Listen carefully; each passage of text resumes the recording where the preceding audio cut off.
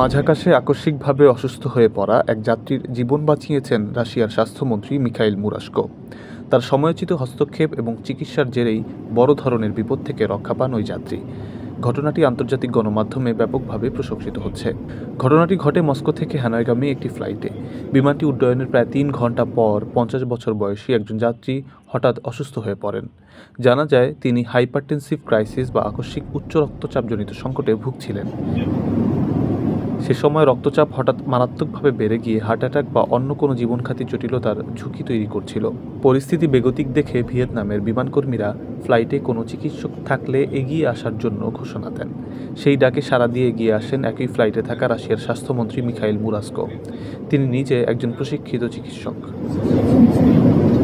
Short Telegram চ্যানেলে প্রকাশিত একটি ভিডিওতে দেখা যায় মুরাশকো অসুস্থ যাত্রীর পাশে বসে তাকে পরীক্ষা করছেন, আশ্বস্ত করছেন এবং সোজা হয়ে বসতে সাহায্য করছেন।